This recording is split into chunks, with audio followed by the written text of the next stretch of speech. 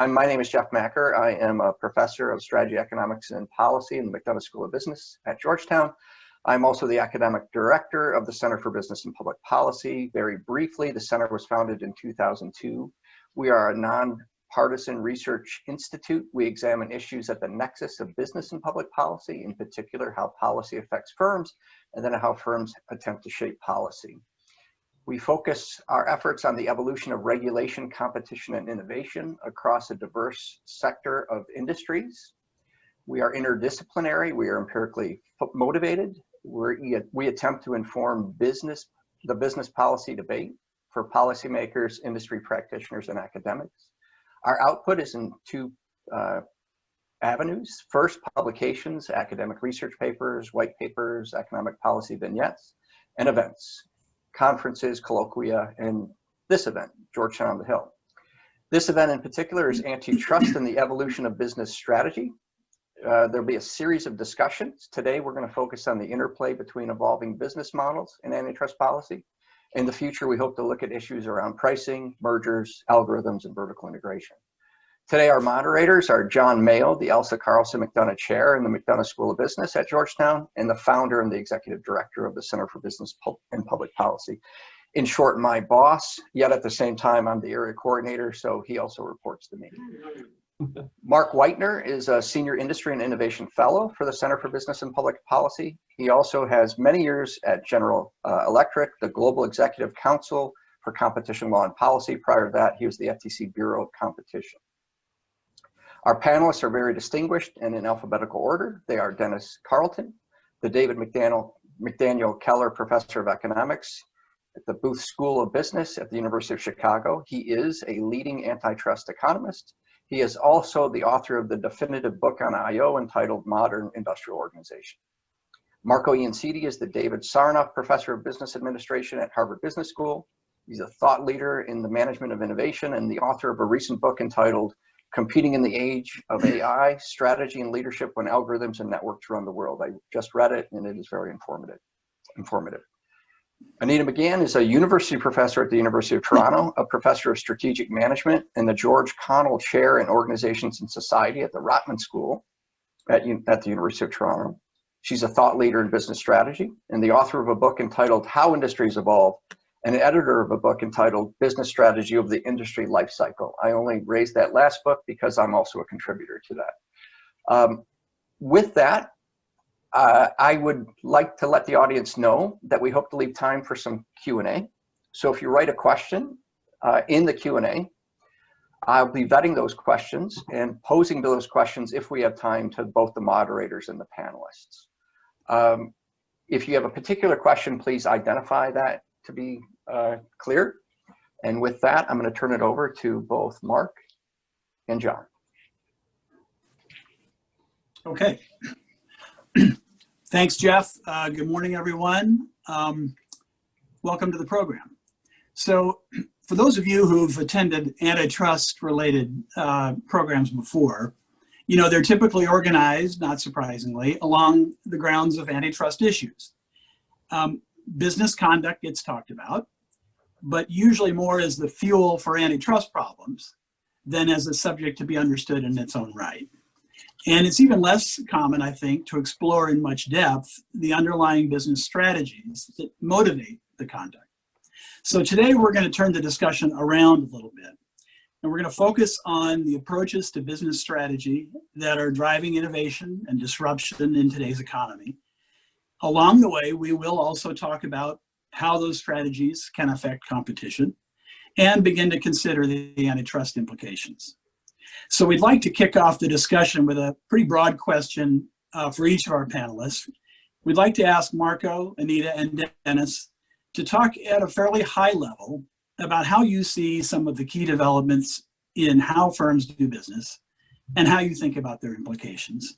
So Marco, do you want to lead us off? Thank you, Mark. First of all, it's a real pleasure and honor to be here with this distinguished panel. So thank you for inviting me. And it's a really great opportunity to have, I think, a great discussion about these issues. I have this belief that we are witnessing a fairly unique moment in the history of our economy. And I think it's kind of a big deal. It's one of the reasons why we've seen so much debate around antitrust and about strategy in recent years. We've been spending decades building an infrastructure of information technology across the economy. We have obviously very powerful internet connecting people in all kinds of different ways. And the technology has been penetrating the firm now for many decades. And it's starting to fundamentally change the way that firms actually work. And I think the moment where this transformation is sort of hitting critical mass is just about around now. We're seeing a new generation of firms that are built on a foundation of software and data analytics and things like that. They work in a very different way. And that has implications for what we call the operating model, which is essentially how firms work from the inside, as well as the business model that we think about what firms do on the outside from a strategy, sort of value creation perspective. And it's a big deal because I think traditionally we've thought about firms in a way, with certain kinds of managerial and administrative bottlenecks. People like Al Chandler, famous historians, and even Oliver Williamson has talked about firms and the challenges and the friction that firms get to as they grow, for example. The problem is that when firms have a digital core, the bottlenecks to growth, many of those bottlenecks to growth are removed. All of a sudden, you don't have human beings in the critical path of the delivery of activities. And so you can go from small to large very, very quickly. And we're seeing this today with all kinds of digital native companies scaling at incredible rates. For the first time, we're seeing trillion-dollar companies on the stock market. And this lack of sort of friction, if you like, is creating all kinds of challenges from the scalability perspective. Also, I think we're seeing a lot of digital transformation, so that the problem is not just the digital native company problem, or that sort of the transformation is not something that only digital natives are doing, but there's a lot of traditional companies that are investing a lot in driving the same kind of transformation. And so we're seeing a little bit of a different context for business right now. And I think that has all kinds of implications for competition, because many of the traditional constraints that we've had have been removed, which has all kinds of implications that are really fascinating to think about. Okay, Anita? Well, thank you. Let me join my friend Marco in expressing how honored I am to be here and what a pleasure it is to talk with you all.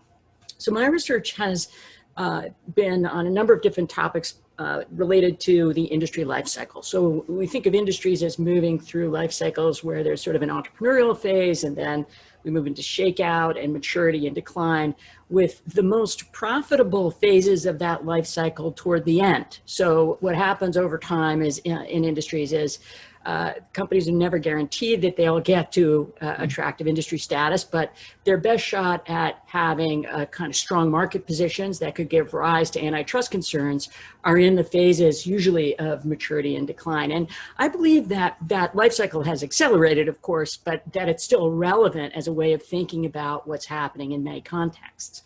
And the book that Jeff generously mentioned that I wrote a few years ago is about how fast that change can occur and what it looks like and what the character of that change is. And I think what's happened over the last 10 years, 5 years, and what will continue to happen and be amplified by the kinds of forces that Marco described is, an increasing amount of what we call architectural or disruptive change, an increasing amount of really strategic behavior among very sophisticated companies to disintermediate other industries and really try to drive the value that can be pulled out of those industries and to try to to disintermediate it and to pull it into a new business model. I think also there is a lot of intentional disruption going on with Tesla trying to disrupt the auto industry. That's very constructive, where the bottom line is trying to achieve something important that will create value for society. And whether that succeeds or not is another question. But that process of disruption leaves dormant a lot of assets that have long lives. For example, in the car business, the brand values of the car companies, their manufacturing capacity, everything that they know about the ecosystem around that environment, something Marco's been thinking about for many years as well. And of course, new assets are emerging in the context here. And we have a lot on the agenda here, but I do want to just mention that, all industries are multi-sided industries, not just new industries. All industries involve labor markets, capital markets, different constituents, different ways in which firms accumulate capabilities, resources, and assets in order to be able to add value in the combination across stakeholders. What's really novel now is that a lot of the newest and most valuable assets reach into those stakeholder communities to get data, insights, elements of identity, and the assets of firms are no longer things like manufacturing capacity. It's data about what each stakeholder needs and wants and does. And I don't think that our antitrust frameworks have fully evolved to consider the implications of what that means for market power and for antitrust. Okay. Dennis, same high-level question for you. Both, what are you seeing in terms of evolving business strategies, and perhaps you can begin to talk about at a high level some of the antitrust implications. Sure. Let me start by echoing what the other panelists said, which is it's an honor to be here and really a pleasure to share this panel with sort of distinguished members. I would echo exactly what Anita and Marco said about some of the major changes. From my point of view, over the last 20 years or so, the big changes I've seen is really the availability of information and data and the ability to manipulate it. The ability to communicate with lots of people is cheap now, at much lower cost. And the rise of the internet and the importance of computer power, what a computer can do, are really quite remarkable, and have changed how businesses are organized and also how they compete. I'll mention one thing that hasn't been mentioned so far, and that's globalization. The fact that international trade took off, and in particular that you had all these workers, hundreds of millions of workers from China now producing goods that used to be produced by people in the United States, has also had a dramatic effect on competition. Now, in terms of where I think there have been, or where I see that there have been big changes as a result of these developments, there are a few places. One, it's really transformed advertising. You can now target ads to people according to what you think their interests are. That really was hard to do before. And if you can target ads to people, you can not only target ads to people, you can then follow those people on the internet sometimes and see whether they actually buy the product. That means we can measure sales effort. That actually has a lot of important implications for antitrust, because a lot of antitrust had to do with restrictions on competition that were justified by solving a sales effort problem called the free rider problem. Firms can now price discriminate better. If you can price discriminate better, it's true firms make more money, but it's also true customers may get more purchases, may have more purchases, and there can be a sharing of the benefits. And of course, digital advertising is the revenue source that fuels a lot of the social media. So all of those, I think, are important. But putting all of that aside, there are other quite dramatic effects. There's a better use of resources. Just think about something like Uber, whom I've worked for, or Lyft. They can better utilize cars. Think about Airbnb. Instead of a house sitting idle, it now has somebody there. This is a tremendous value to economists to see a better utilization of capital resources. The internet has eliminated middlemen. Anita mentioned this. You can book online travel yourself now, especially if you're a leisure passenger. But it goes much beyond that. If you look at the creation of markets, you know, how trading happens on the stock exchange would be an example. But even other types of markets, those get created more easily now as a result of low communication costs. And this raises, as we'll soon see, a host of antitrust issues. There's been rapid technological change in these industries.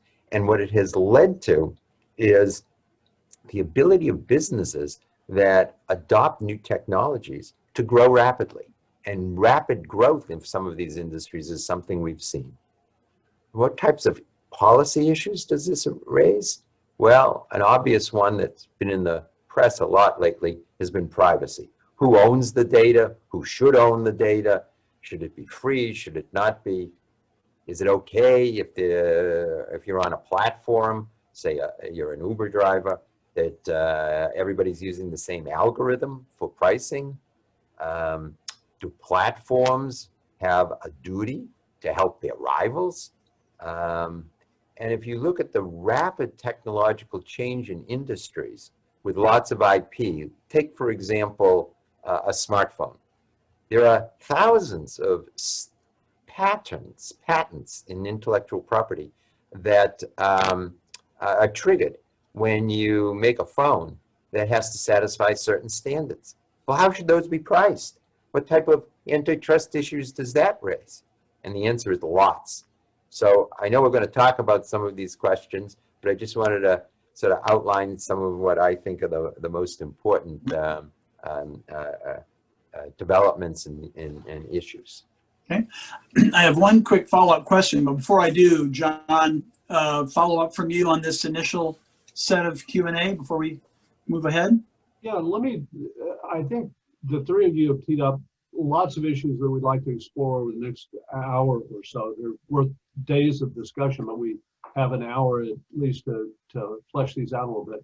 But let me, just in the spirit of running around the track one more time to make sure we understand where we are in our economy right now, let me turn back to Marco's book, and I'll echo Jeff's recommendation for the book. It's called Competing in the Age of AI. And it's a well-written book. It's interesting, but more important than that, it is in some places really quite provocative. You say that the introduction of digitization into companies and the dissemination of AI is really transforming our whole economy, that it is giving rise to, for the first time in 100 years, entirely new firm structure. And it is also, importantly for our purposes here, because we're considering antitrust also, that it is transforming the nature of competition. So I just want to allow you to flesh out those thoughts, and what are the observations, what is the research that you did to get to those provocative conclusions? Well, John, thank you for that. And again, it does kind of, when you say it like that, it does sound like a big claim. Yeah. I think it's actually true. I think it's actually true. So one of the things that we emphasize, Kareem Lakhani and I emphasized when we wrote this book is, first of all, actually, one of the most controversial things about the book is fundamentally a definition of artificial intelligence, our definition of AI. And we take a very broad definition of AI because there's a number of people out there, computer scientists, novel writers, and so on, that have adopted this definition of AI, which is, sort of computers that act and talk like humans. The Turing test essentially is built around that concept in many ways, to have a computer being indistinguishable from a human being. That is not the kind of AI that we're seeing today, and probably won't be around for another 20 years or so. The AI that we're seeing today is myriads, multitudes of simple algorithms that are taking on a variety of different use cases in organizations. that were traditionally executed by humans, either workers or managers. And we see this every day. Every time we stare at a smartphone, right? So we have a bunch of algorithms that serve us information. Every time we look at a Facebook ad, we have a very powerful algorithm that picks exactly what ad to show us, with all kinds of AI that has been shown to be very productive in sort of targeting the sort of the ad to individuals. So we are already surrounded by an incredible amount of artificial intelligence, an incredible amount of data-driven, software-enabled functions that were traditionally essentially done by human beings. And it's incredible. And we're just at the beginning of this. On Monday, I'm teaching a case on a company called Affectiva, which is a really interesting organization that does emotion AI, and not just from their technology, but there's many other sets of technologies out there that can go and take Dennis's ad model, and all of a sudden you can perceive in real time the emotion that a consumer expresses while watching an ad, and optimize those ads and personalize them even more. So when it's not just about Dennis and what he likes, but what is Dennis thinking right now and how he's reacting to this ad. And so all this personalization at zero cost, at zero marginal cost, I should say, is revolutionizing the way that we need to think about things. That's a big deal, because we can do all these things, even though each one of these algorithms is very specific, right? I am just modeling a very simple human decision or a human expression, and I can detect anger from happiness, let's say, with one very well defined and executed algorithm. That is a phenomenal change from an operating perspective, because it means there is no human bottleneck. There's no there's no administrative constraint. Software works very differently, right? And so the implications for the scalability of the organization, for scope economies, like software, if you design it properly, can be very modular with clean interfaces that can connect it to many different things. So all of a sudden I can take the thing that tells me that Dennis is happy right now and might like to shop for whatever Dennis likes to shop for when he's happy, and connect that to a variety of different trading partners and a variety of different things. So all of a sudden, I'm really changing the way that the organization works. And I can do this instantaneously, essentially zero marginal cost. So that's a big deal. That's a big change in how companies are constructed, which I think bubbles up to then implications for what companies can do from a business perspective, how quickly they can do it, and even in some ways, what innovation can be done and what innovation even means. Like, innovation can be done in real time with no human intervention, right? And essentially the algorithm can figure out what Anita likes right now, recommend something, and that could be an innovative recommendation with no human touch. Even in the way that cars are designed, if you look, Anita mentioned Tesla, Tesla can perceive how many people are in the car. Based on how many people there are in the car, it can configure the car differently. It can offer different entertainment options. You can offer different drivability options without even the consumer having any understanding that's even going on. So all this stuff that's going on in the background changes the way that, sort of the firm or the organization can be defined and works, with an increasing component being software and algorithms. I think it really changes a lot of things. And the other thing that's interesting about this is that industries are still very different one from the other, but these technologies are general purpose technologies. So if you're good at designing algorithms for image detection, or for you can take an algorithm that's been designed to for a self-driving car and implement it into recognizing X-rays or CAT scans and their implications. And so that all of a sudden, all these different industries, which traditionally were very separate, are becoming connected in all kinds of ways that are very surprising to us, and create all kinds of disruption and change. And with that, I'll stop blabbing, because I could go on about this for a few days, as you can probably tell, but I better stop here. Lots of implications. Mark? Yeah, so I just wanted to come back to something Dennis said. and then a question for Anita. Dennis, we're going to talk about antitrust concepts as we go, how some of these business model changes are driving antitrust conceptually. But in all this talk about data, it raises a practical issue that you have written about, which is that as antitrust evolved in the last several decades toward very much an economic analysis approach, that enabled bringing to bear various empirical methods to antitrust. And not surprisingly, that involves sophisticated economic analysis of data being presented in litigation settings, often called the battle of the economist. This produces sometimes highly sophisticated analysis, but also can produce something of a stalemate when the adjudicator is a lay judge or jury. What are the implications of this generally for antitrust? And how can businesses sort out their risk if it's hard to know how an antitrust issue is going to come out until the end of 2 or 3 years of analysis and litigation? Well, that's a good question. So since I was the Deputy Assistant Attorney General at the Department of Justice, we saw lots of sophisticated analyses. And in private life, if I'm a consultant for firms, I will present sophisticated economic analysis to either the FTC or Department of Justice. Both of those agencies, as well as other agencies that sometimes have control over mergers, like the FCC, have staffs of economists, PhD economists, who are very well trained. And I think in that setting, you can go forward and have an interaction that can try and get to the root of what differences of opinion there may be.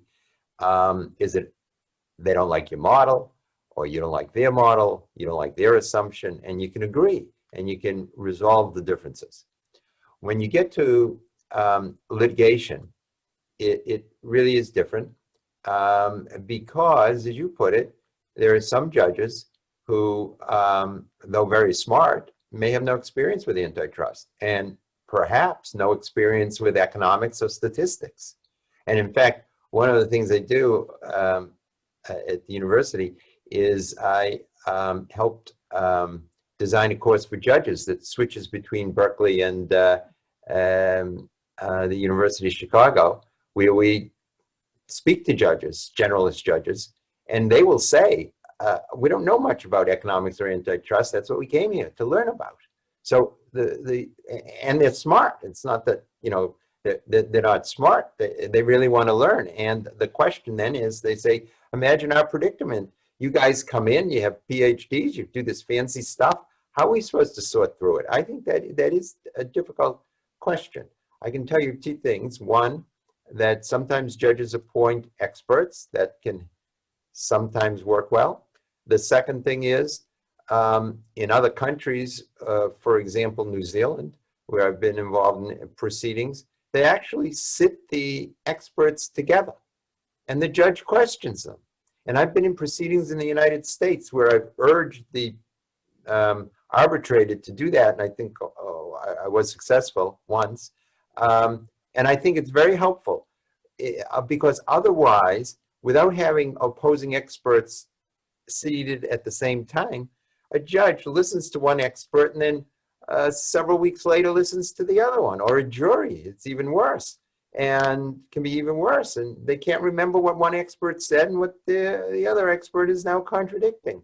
So I think the expert role can be refined in litigation to make it easier for generalist judges to understand what's the source of the disagreement. Is it that they're disagreeing about methods, or are they disagreeing about assumption? One attorney says, Carlton, assume that this is true. This is what I want you to, and you can say that in open court. And then the other expert said, well, I'm assuming this is true.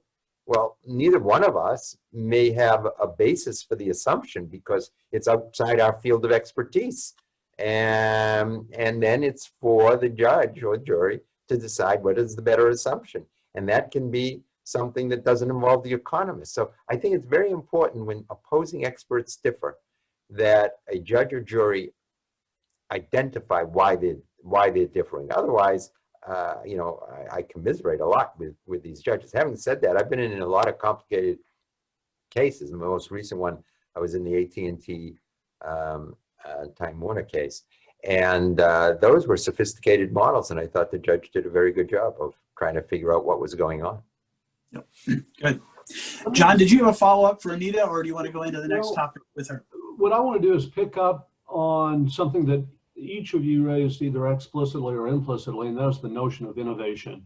And I just want to pause us there for a moment.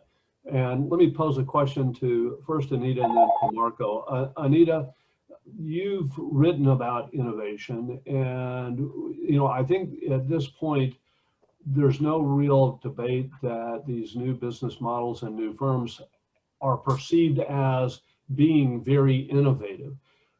That said, there is a question about the sustainability of that innovation. Is what we are seeing effectively a set of one-offs of some unicorns that pop into a market and do something new, or is this likely to be transformative in the sense that Marco describes a transformative economy that's going on? Then I'll turn to Marco in a moment. Right. So I agree with Marco that the changes that are being introduced into different industries by what I'll call advanced analytics. Okay, it's not all the way through to intelligence there, but advanced analytics right now. I believe that they're going to be pervasive and permanent, but there will be variation across industries in their significance and in their impact. Okay, what I want to also say, and one of the first things they teach you when you're an economist is try not to make any predictions, because you're pretty much guaranteed to be wrong. So I'm violating what I was taught when I was a student here. But what I see happening overall, when we look at the overall impact of these digitization of the internet, of all these analytics across industries, is strategies by firms where there's greater customization of the product and of the services that envelop the product to what the user needs. And Marco gave us an example that they're going to pitch an orange shirt at me when I'm in a good mood. They're going to pitch a new pair of glasses at you, John, when they see that maybe your old ones are a little crooked on your face. You see, so what's happening now is a deeper customization, and the extent of this is so pervasive that it's almost difficult to get words around it in the amount of time that we have. But just to give you a couple of quick other examples, optimization models at Uber that put the cars where the riders are likely to be at a particular time of day, optimized to hit certain routes in certain ways. Yesterday, I was listening to a wonderful presentation by my colleague Shreyas Sekar on the optimal ranking in search engines of sofas, so that you get as many customers as possible attracted by a sofa on the first page of the search engine, and put, these are the amount of computer science that he cited in describing how this gets optimized would easily filled an hour and a half seminar, and was sort of mind blowing. The fact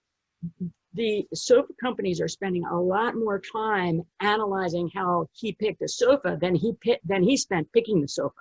So so the consumer and the employee the human is at an enormous disadvantage relative to the software in protecting one's own interests, and in an understanding how prices are being adjusted to reflect, the color of your eyes, or the mood you're in, or whether or not you seem to be a poor graduate student buying a sofa versus a relatively wealthy investment banker buying a sofa. So there's the terms of competition are no longer level in the way that antitrust law anticipated. We don't have a product for which price discrimination is first, second, third. Every product is, virtually every product is being cut or will soon be customized in terms of how it's priced, how it's presented, even how it's constructed. Some products aren't built until they're ordered. They're not even made until you order them. That's been true for a little while in some particular industries. But and then you have companies that actually will present as multiple different sellers on some of these algorithmic websites. I wrote a case a little while ago on a car part company. It will have 17 different nominal companies that are all owned by one company to present car parts to buyers. And it looks like you've got 17 different competitors when you really only have one company behind them all. And they're all optimizing, the pricing based on who might be buying, why, when, and how. And I don't think that any of our understanding really of a fair competition, or really what market power is and how it's so deeply tied to these kind of insights about consumer behavior, I don't think our constructs have evolved sufficiently in antitrust or antitrust frameworks to keep up with this. And so it's no surprise to me. I mean, of course, it's no surprise because of Dennis's deep experience in this domain, but I can understand why judges would be confused, because there's a lot of investment to make this confusing. Boy, there's a lot there. But let me press ahead with just a quick follow-up with Marco on the notion of innovation. Economists are necessarily going to be studying these markets, and policymakers also making decisions about these markets and these new models for a long time to come. It's not as though innovation hasn't been in some ways studied in the past, dating back to the sort of seminal work of Joseph Schumpeter in the mid 20th century. Is what we're seeing here different than the traditional notion of creative destruction that was first offered by Schumpeter? Is it different, or is it Schumpeter on steroids? How can we think about the innovation that we're seeing here?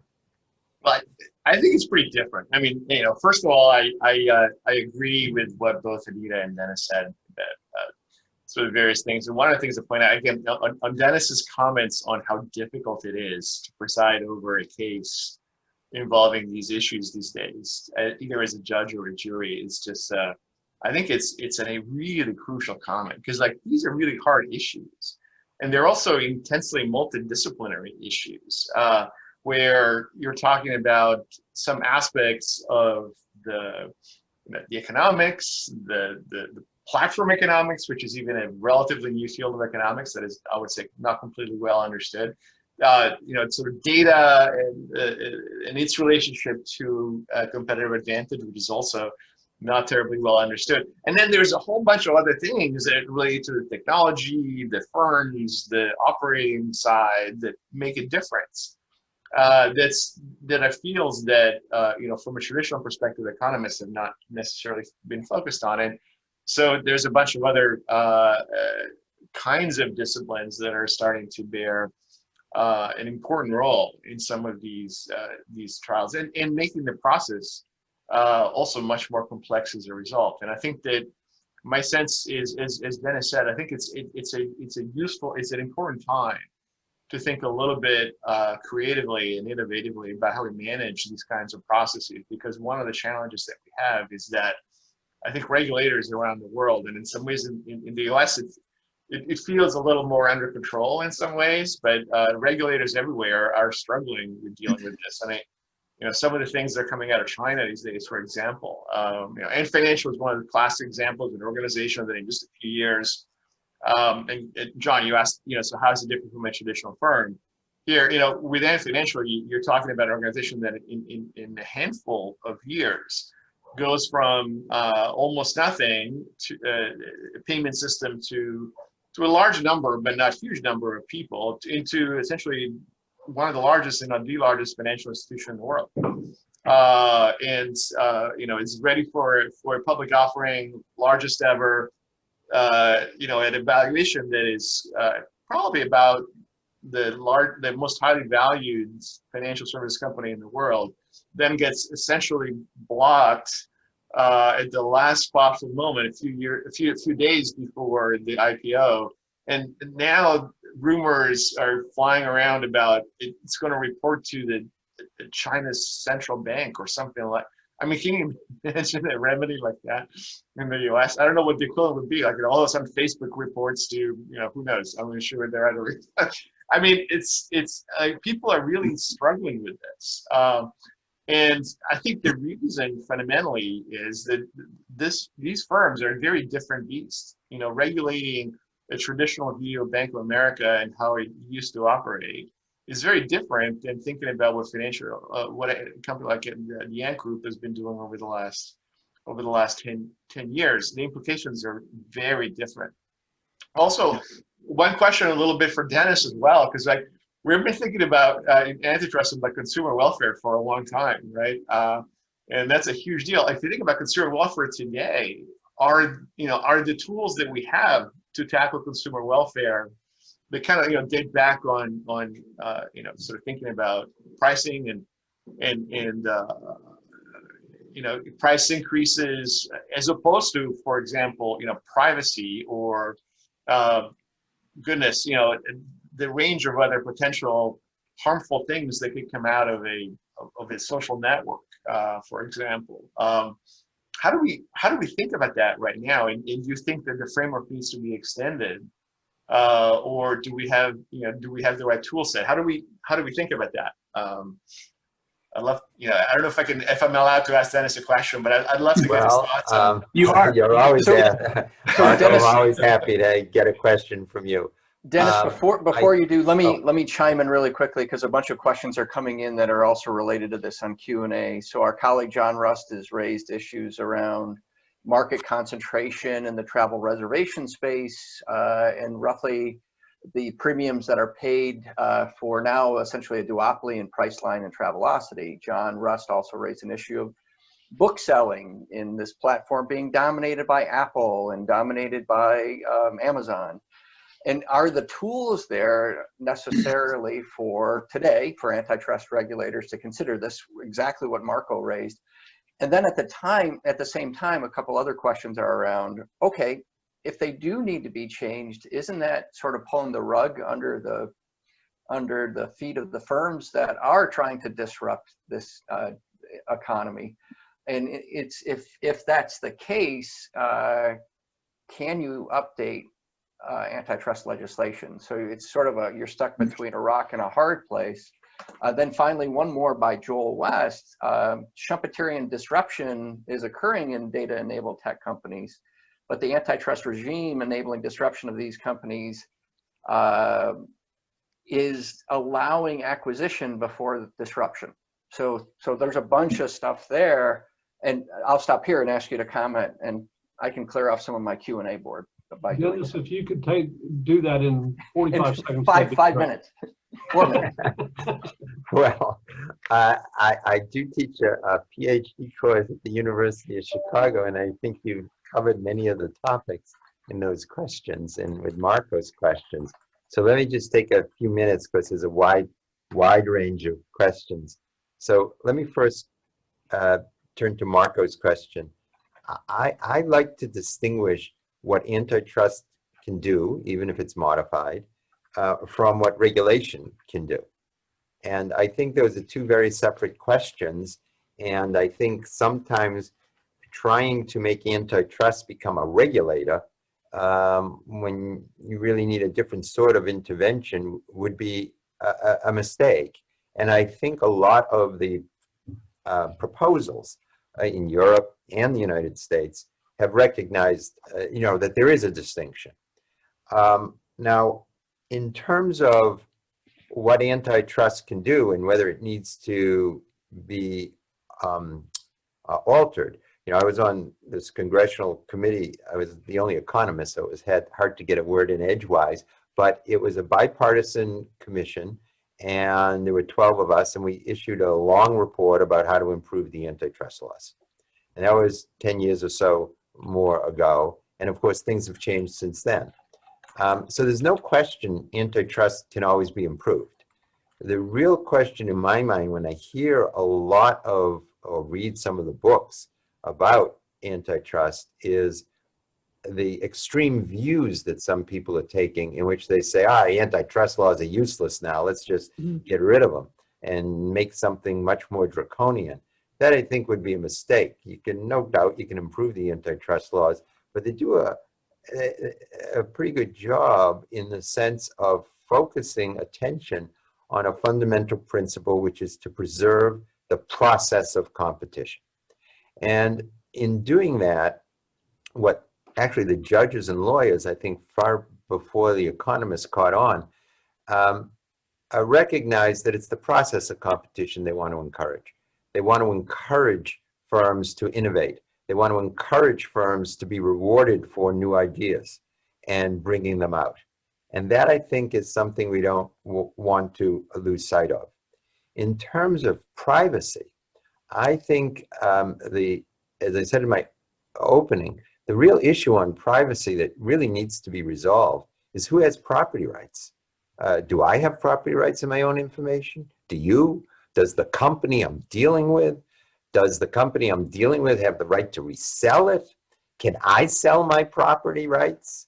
So the one thing, and I've made this point in some of my writings, a lot of people are saying, we could solve this privacy issue by making data the property of the individual, and you have to buy it from the individual. Well, what people are complaining about is that one big company owns a lot of data and has access to that data exclusively.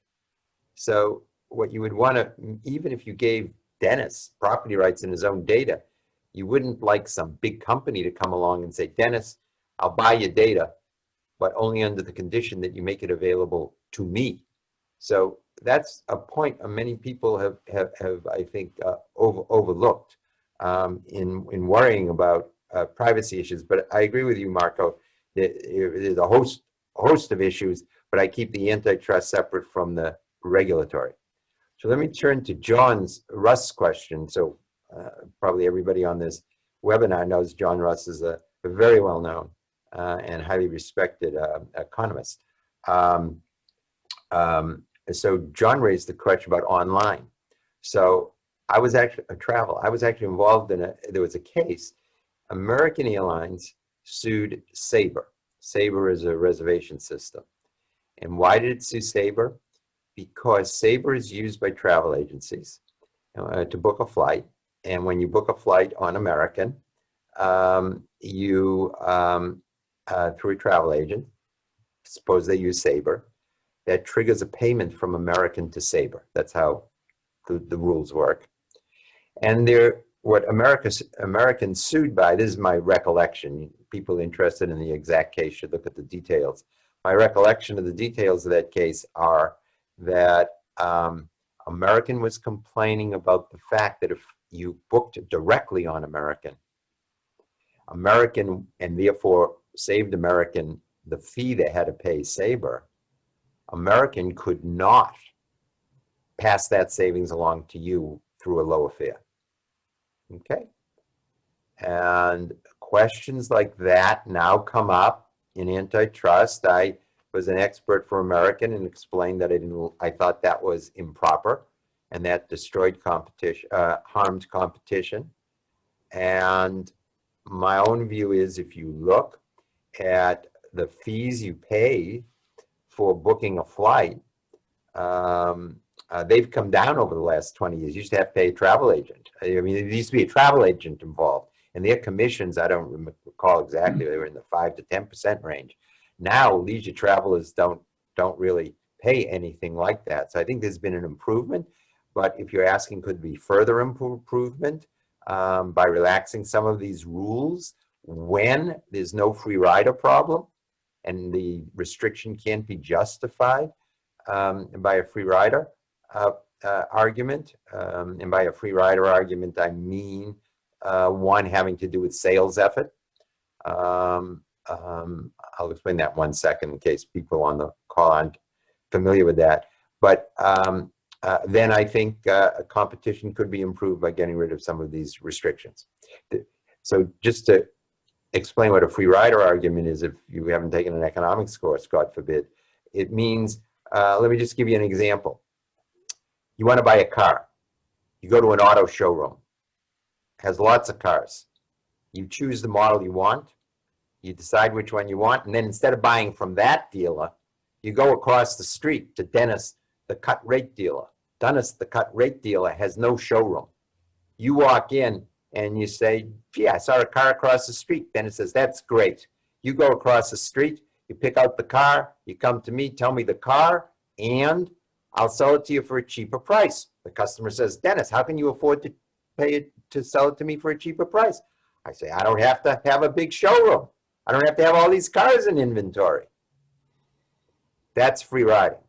The companies, car companies, try and prevent that. So that's a justification for some restrictions on competition. In this particular case, the American Sabre case, I examined in my own mind whether I thought that there were justifications and came to the conclusion that there were not.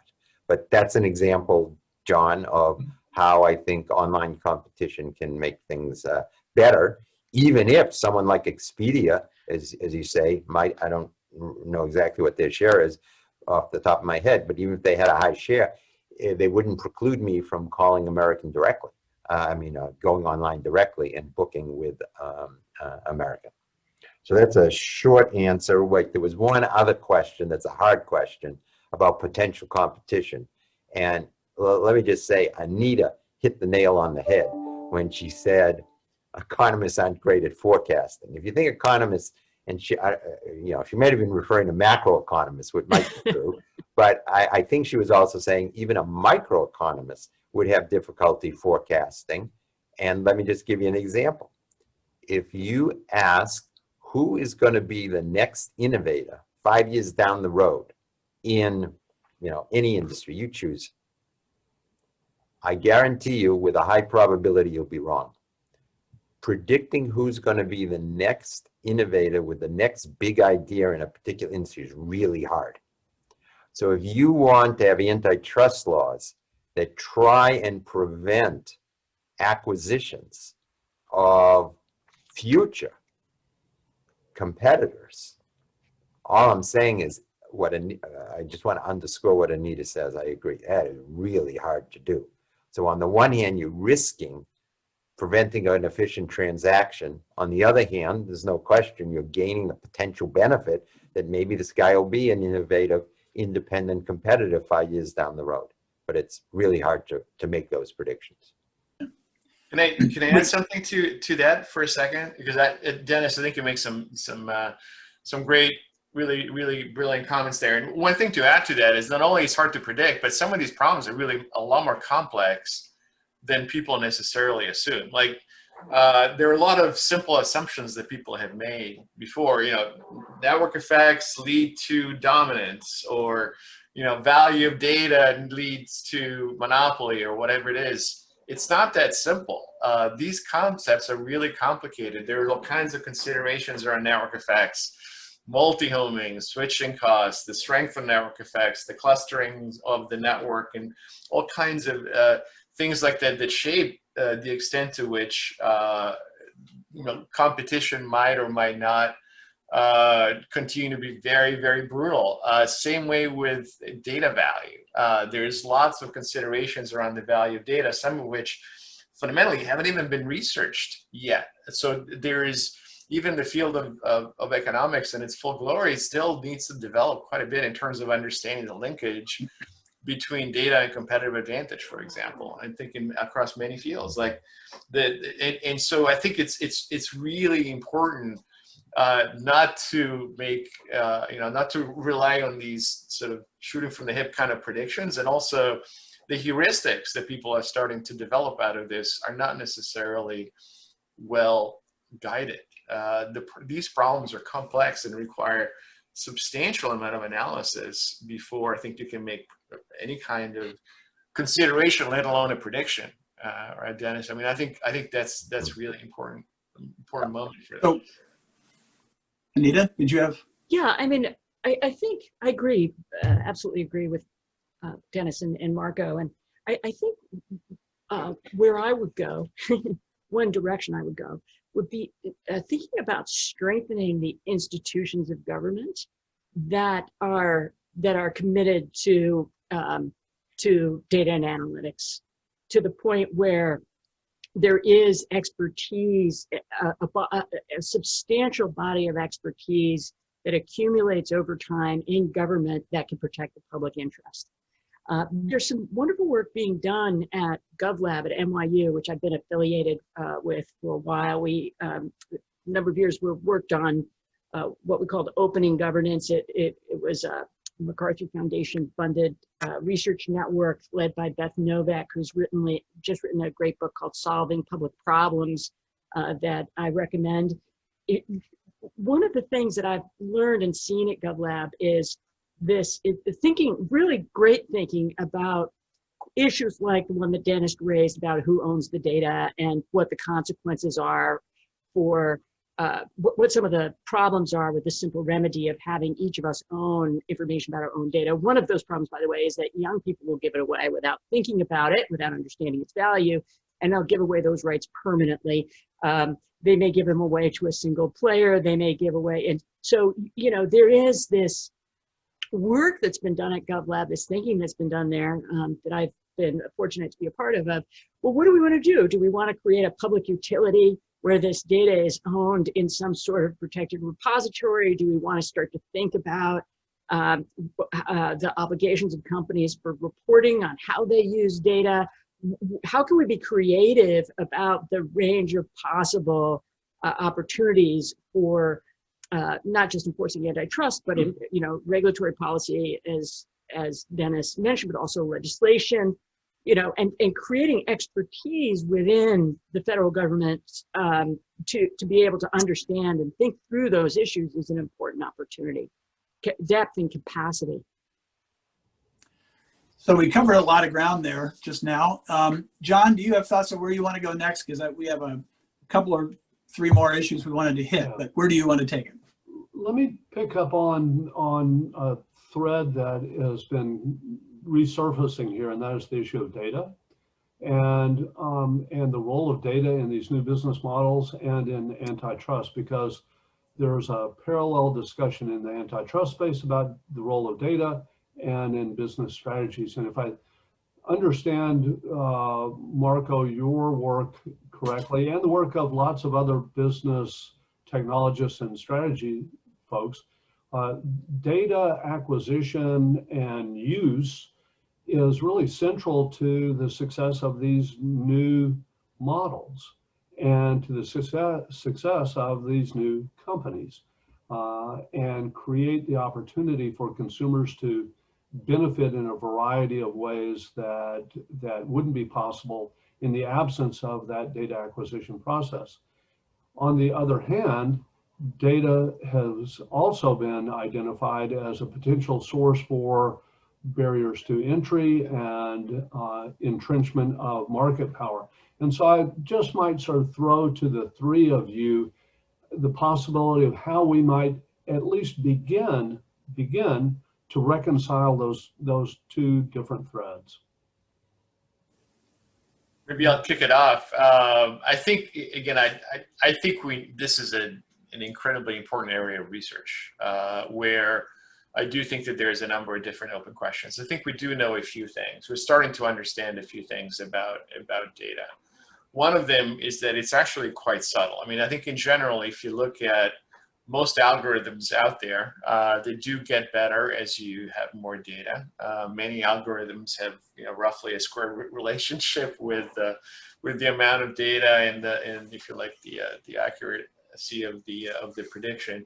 But the reality is that that story is much more complicated than that as you get into it, because like the amount of data that you need for an algorithm will change by the algorithm. And also the kind of data that you need will vary, and the dependence of data type to value is very strong. Like, for example, there's many kinds of data that are broadly available from a variety of different sources, right? So there's a lot of people out there that say, I'm going to sit on this data because my data is great and unique. Well, it turns out a lot of things correlate with many other things. And so there are many data sets that can be used to make similar predictions. And so the kind of barriers to entry that people sometimes posit are not actually true in practice. Like there's many ways to get to having a model of what a consumer might like. And many of these alternatives can compete in a very healthy way in an interesting environment. And so these questions are super interesting. Also, there is an issue like that. There's a concept of data network effects out there, and how, in many ways, a network effect obviously is when the value of something increases as more people use it. As those people contribute data, then that value can, in theory, increase even more. And so at that level, at the 0th order level, then data in similar ways amplifies the network effects. But the reality is much more complex than that, because it really depends, like what kind of data and what are you using it for, and what is it calibrating, and what kind of an algorithm is it training, and who else has access to that same data, et cetera, et cetera. And so the relationship between data and value, or data and utility, if you like, is much more complex than the simple one that people assume. And also, there is an interesting question on top of this, and then I'll shut up, which is, are we talking about a stock of data? Like data is an asset, like I'm going to go out there and buy it. And sometimes we talk about data like that, which is fine. So I have, data about John, about your preferences or something, or where you went to school. That data will last for a long time. But then there's a bunch of data which is extremely valuable, which is highly perishable, whose value perishes sometimes in a matter of seconds. Like I'm shopping for a new pair of shoes. That kind of advertising data is only valuable for moments before I actually find what I want. And so having a flow of data, for example, has much more of an impact on competitive advantage than having some stock of data, sort of having a data set that tells me that at some point in the last year,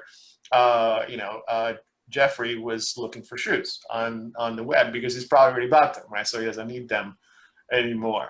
So the subtlety behind this is great. I think, from an academic's perspective, that's awesome because, there is all kinds of, great research that will be done and all kinds of great opportunities for going deeper. And I think that when it comes down to, sort of the impact of this to antitrust, to proceedings, even to regulation, I think that we need to, spend some time really thinking about these issues, because they're a lot more subtle than they seem. And so this is a little bit of a word of caution. It's kind of like, don't do this at home. Don't make the simple assumptions. Like just the fact that you have network effects doesn't mean the market's going to tip.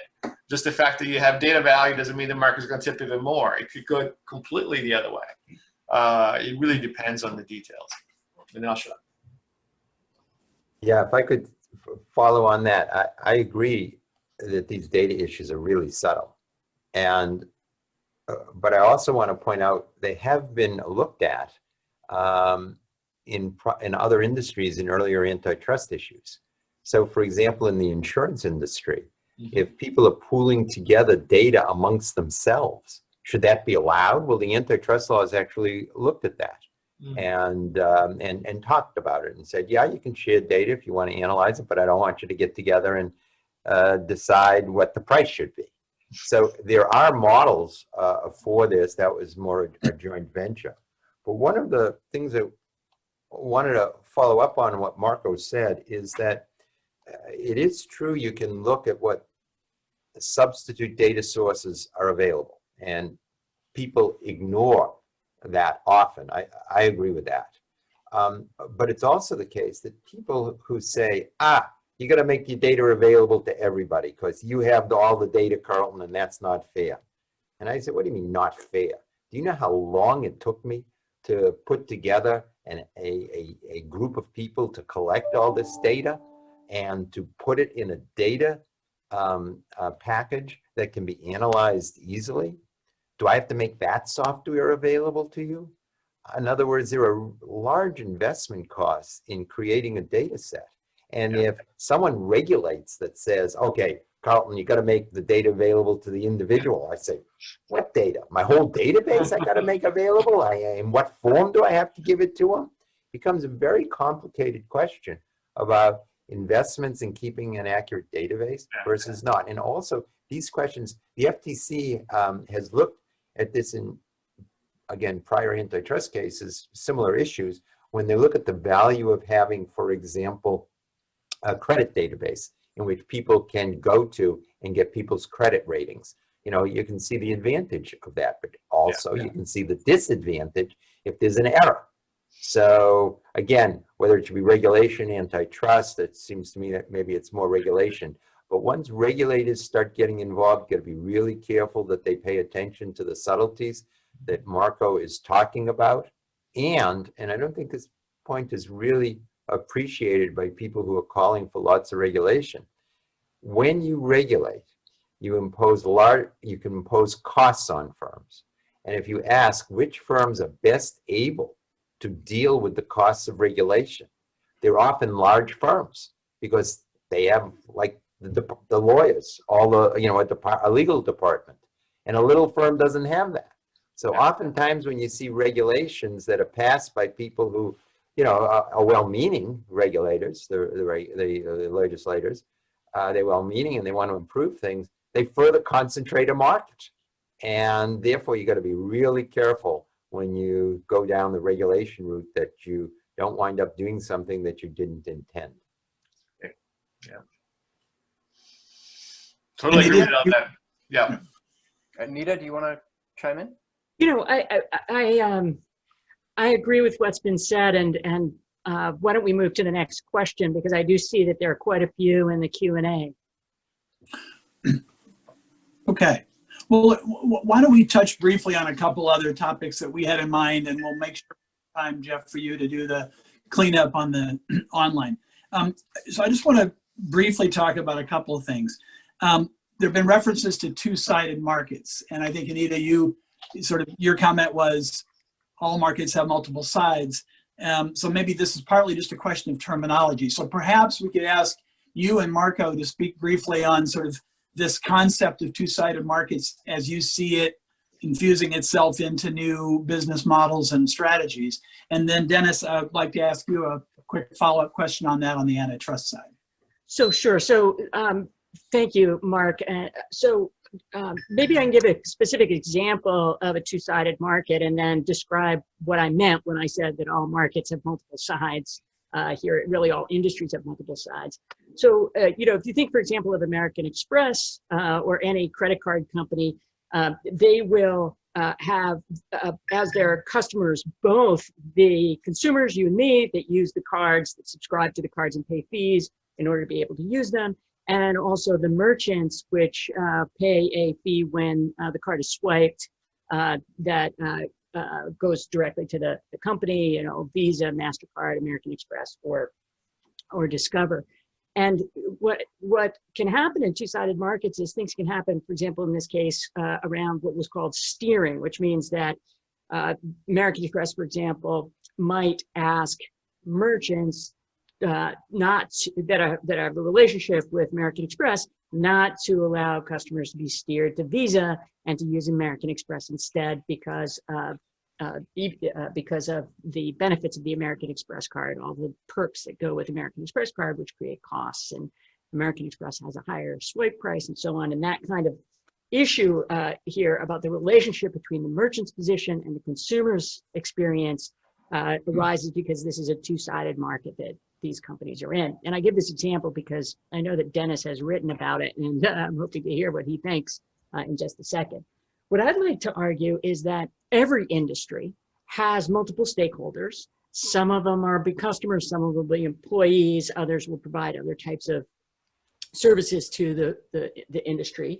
And the kind of the purpose of the firms or the strategies of the firms, the business models that they employ are to try to add value to the combination of the interaction across these stakeholders in order to be able to, do something that can't be done otherwise. In other words, to innovate, to create value for society, to do something important that the stakeholders find more attractive than their next best alternatives for their time, attention, and capabilities here.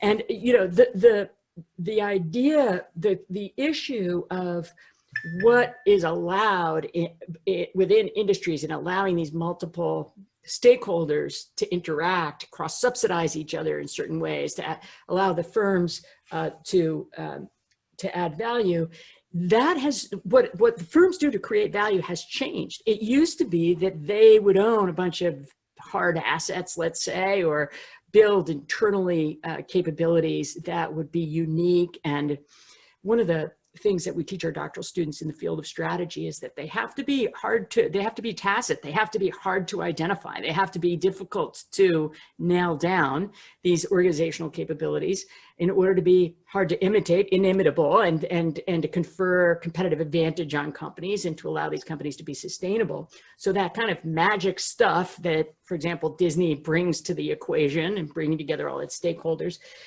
used to be something that was hard won and developed over a long time.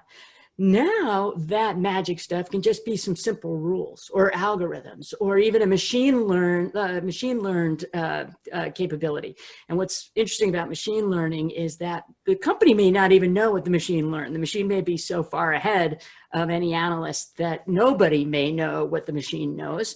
And that I think is at the heart of the new challenge for antitrust around two-sided markets, which is, how do you, when the firm is only imposing rules and not bringing to the party among the stakeholders some deeply relevant capability? What is the real value out of that company, and should it be allowed to persist? Marco, do you want to chime in? Yeah, maybe I'll add a couple of things to that. I mean, I think it's an interesting time, right? Because there's phenomenal tradition in economics around two-sided markets and the theory behind that. And if you go back to the original work in the field and the many papers that have been written, there's all kinds of incredible insights and interesting stuff. The challenge, though, that we have right now is that the definition is in some ways is broadening, and it's getting more and more encompassing, and in some ways more and more confusing. And the reason is this one: that when you have an organization that essentially is sitting on a bunch of software, it's very easy to expose an interface to what is now an incredibly highly connected world. And so almost any organization can be multi-sided from that perspective, in just the perspective of connecting across different networks of users, different complementers, and so on and so forth. I think there is a study by Marshall Van Alstyne that's kind of interesting, where he looks across a whole variety of different large enterprises and sees that fundamentally about half of them, as of now, have extensive interfaces that they have exposed to software networks, and as such, they connect across what are traditionally separate industries. And so, what was traditionally sort of thought of as a fairly unique or unusual characteristic of firms, sort of credit card companies, dating services, all the classic model, is now becoming ubiquitous across different firms. And so, and how many of those really fit the traditional Tirol definition of two-sided market? That's a good debate, and it's a subtle one. But the reality is that some of the challenges and the opportunities are open to virtually anyone. You have a great business in selling car parts, and all you can that sort of what you accumulate based on that data, based on that business in terms of data of your own customers, can be useful to sell them something else. And so it's easy for you to connect out to a different, maybe you can sell them insurance or video services or whatever. And those things that have traditionally been done by firms in a relatively limited way, like the stuff that your cable company used to sell you, bundled in, now is like there's almost like no limit, right? So you can interface with anything, and so what we see is many different kinds of firms developing the kind of interfaces that makes them look more like platform companies. And this is something that is, it's an evolving thing, so that right now we see this a little bit less, but at an increasing rate. Fast forward a few years, every major company is going to be a platform company, I think, in many ways, right? So, and that has interesting implications for regulation as well, in the sense, especially, I think in Europe, they're very much trying to sort of single out a certain set of firms as different and unique. In many ways, I think some of those definitions need to be a little more careful, in the sense that there's many traditional firms that are walking into exactly the same kind of business model, and they have to, essentially, to survive and to continue. And so that it's not about 5 companies; it's fundamentally about a different model for firms to compete. Yeah.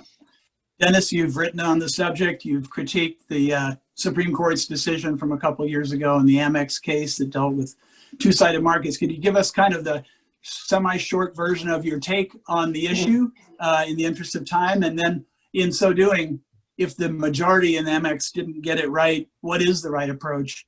I'm thinking, for example, of Justice Breyer's dissent, where, paraphrasing, he said, yeah, we're going to look at the two sides as different markets.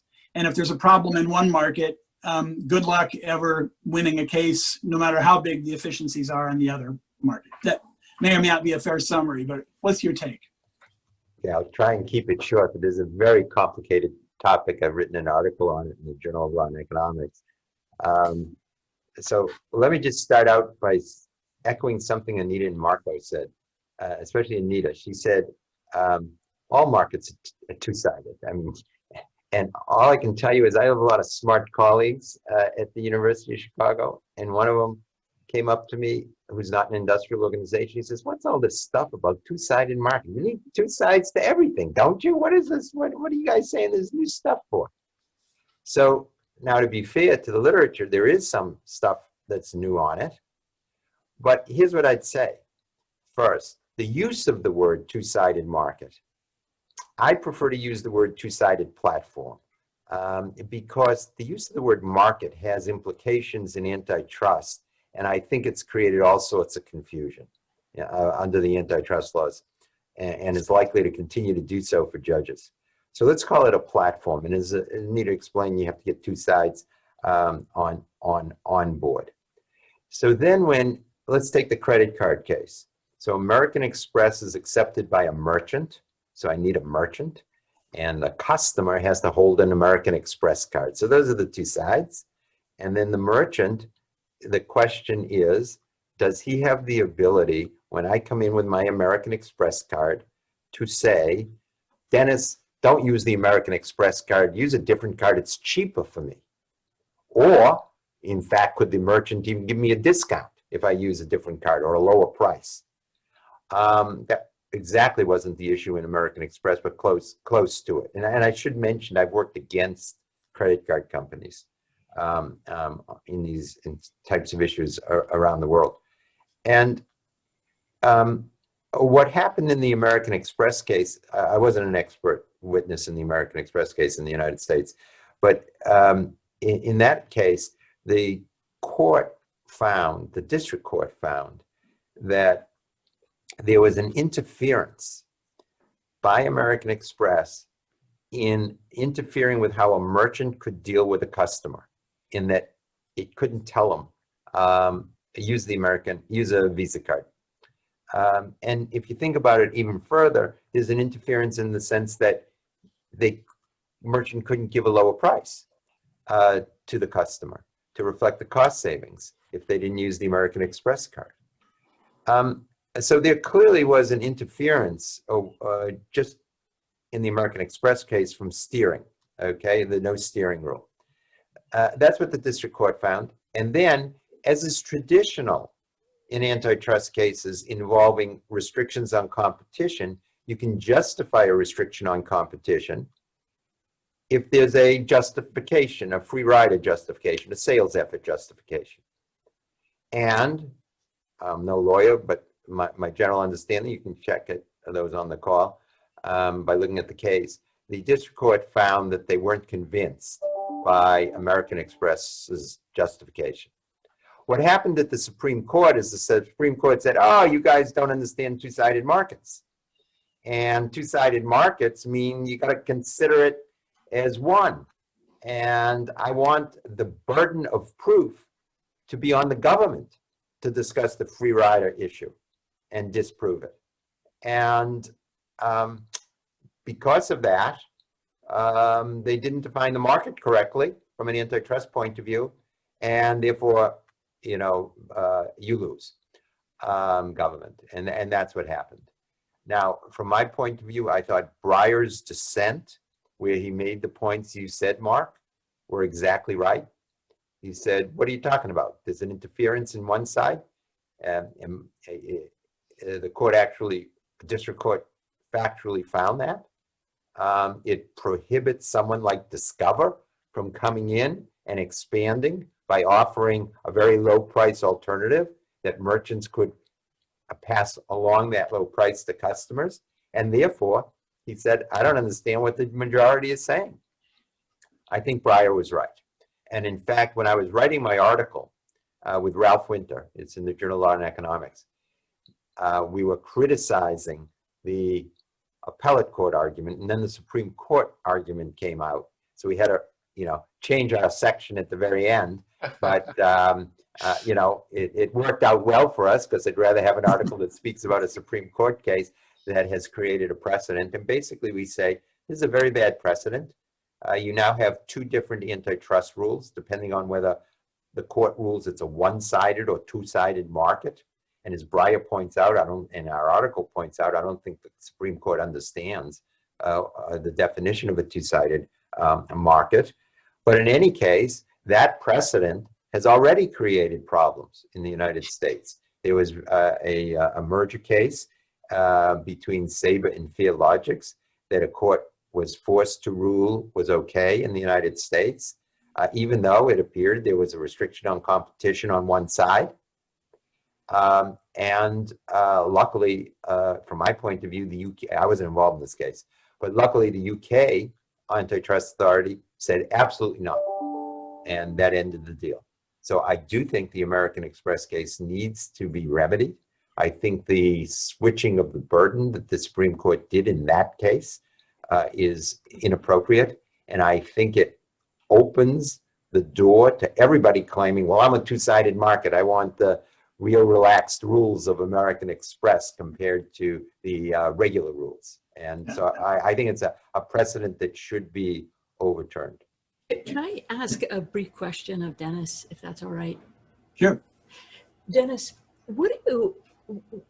how do you react to this question of the implications of data and analytics and AI and machine learning for companies to actually make that claim? In other words, the point that I sort of lumbered along tried to make before was that everything we were discussing having to do with analytics and AI and data creates these strategies, or it creates a context for these platform-based strategies where companies' value added in the system is setting some rules. It's not, or building the data sets, which is hard, but it's not the same kind of stuff that used to constitute what we called VRIO assets or inimitable assets of the old, in the old strategy world here, and that the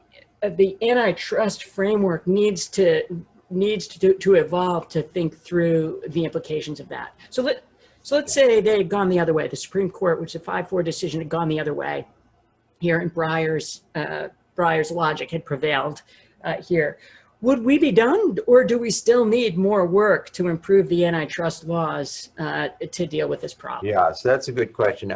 Two answers, quick answers. The first answer is no doubt antitrust can be improved. The real question is, are there big problems? You know, like I say, there was this antitrust modernization report, you know, hundreds of pages of suggestions to improve. That's different in my mind, those suggestions, than the American Express case, which just recently, came out, because that seems to me a real big problem it's going to create in the future. So I view that, if I were rewriting that report today, that would be one of my chapters. Okay, what do we do with that? And then what I would say is, and this gets to a question Mark asked, if it's a two-sided platform, you have to consider both sides. There's no question about that. Yeah. But what triggers the burden and who has the burden? I mean, I'll defer to lawyers on that, but it did seem to me the burden of proving why you have restrictive rules, if they're judged to be restrictive, should be on the platform, not on the, say, the government to prove it if they're bringing the case. But I don't think it necessarily goes one way or the other. What Mark said in quoting Breyer may well be right, that it's hard to prove free rider justifications. But, that's life. If you can't prove it and you don't have any evidence for it, how do I know it's right versus you're just making it up? Now, in an unconcentrated industry, I don't worry very much. And one of the things the FTC did is a great report the FTC did on resale price maintenance. And, for people on the call, that means when a manufacturer would basically tell merchants what price to sell their product for. And it sounds restrictive, but what they found is that lots of firms did it that had no market power, and that were just tiny little firms. So they said that tells us that we should give at least some deference to these arguments about free riding. That doesn't mean they're always right, and it doesn't mean it's going to be easy to do. And I agree with you, Mark, this is going to be a real hard problem. And I don't think, unfortunately, there are easy answers. Yeah. Great. Well, look, we're just about out of time. John, do you want to do a cleanup round with the panelists, or see if Jeff has questions from the field that we should throw out? Let's turn very quickly to Jeff, and then we can wrap it up. Let's try to do this in a rapid fire round as well. Marco, the first question is for you from Joel West. If the value of data is more in the flows than the stocks, can we ignore regulating the stocks and focus on the flows? No, because the answer is it really depends, right? Some stocks are incredibly valuable, and some flows are incredibly valuable. Okay. And we need to get into the details of the problem to really understand it. Great. Anita, how do you think consumers are always going to be at a disadvantage in terms of the technology and algorithm side in relation to where firms are? So in essence, are consumers forever destined to be behind industry in its use of data and its sort of manipulation of the consumer? Yes, but consumers have other types of advantages. Okay. All right. For an interesting question, I'm going to try to do one more. From Jose Miguel asks, most digital companies conduct business across the world, and they're not restricted to just antitrust legislation and privacy in the US. What does the panel think how this might affect how companies adapt to this reality with new business models? Will new organizations emerge because of it? I'll leave that open to three of you. And if I have one more time, I have one for Dennis. If I can get that one started, that's sort of the question that I was going to ask Dennis, in the sense that there's a very compelling view that Dennis just articulated on sort of antitrust from the US context. The issue is, I mean, it feels to me like there is a bit of a divergent pattern going on between what's happening in Europe, what's happening in the US, and also what's happening, say, across Asia. And many of these organizations are global in nature, and so as a result, they're kind of stuck between a rock and a hard place. I'm not even sure necessarily it is, in some cases, possible to pay every individual regulator, and it's becoming a really challenging problem. And so the scale of these organizations, their geographical ubiquity, I think, is demanding, in some ways, some degree of cooperation and collaboration across agencies that traditionally have not connected so much on this dimensions. I don't know, Dennis, if you had any thoughts on that, because I think it's a huge problem. When I was in the government, I would go to these meetings of all the antitrust authorities in the world. and the annual meetings, and it's a relatively new organization, and it tries to coordinate antitrust laws or convince countries of what are good antitrust laws so that they all pull in the same direction and encourage cooperation. I'm not aware that there is such an organization, for example, for privacy regulation or data regulation. So when you talk about regulation, then it becomes more complicated. It's complicated enough in antitrust, and you get disputes among countries. But among regulators, I think I agree with you. It's a more serious problem that we should give more careful attention to, because you can't have one requirement in Europe and another in the United States for one in Maryland and a different one in Massachusetts and a different one in Illinois. I mean, we drive people crazy. Now, in fact, we do have that a bit with local taxes, if you think about it. So it can be a nightmare, and I think that certainly deserves thought. I did want to chime in a little bit on quick answer to something Anita said in response to a question. Are consumers at a disadvantage? Obviously consumers don't have the resources of firms. But one of the things I've puzzled over is, let's suppose I dislike the notion that someone's going to get data about me and then target an ad to me or target a price to me. How come there aren't sites that I can go to? There are such sites, but they haven't been particularly successful, that solves that problem. And that Anita and I and Marco, if we're going to buy something, we don't want people to know who we are. We don't want them to price discriminate against us. And therefore, we have an anonymous, platform do all our bidding. You don't see that. And that could be a market solution to some of these problems. So you always got to think about how the market can respond. I think Dennis wants to start a company. I think Dennis wants to start a company. I can. We'll take that one. We'll take that one to the Shark Tank. But great. Listen, we're out of time. I would love to keep going with this. We had an ambitious agenda, thanks to a terrific panel. I think we made a really good start. There are more programs to come. John, Jeff, any final thoughts? As you said, we had an embarrassment of riches. Thank you to the panel. I think you teed up lots of events and lots of discussion for us that we'll have subsequently. Thank you very, very much. Thank you. Thank you. And thanks everybody to participate. Thank you. Thanks everybody for joining.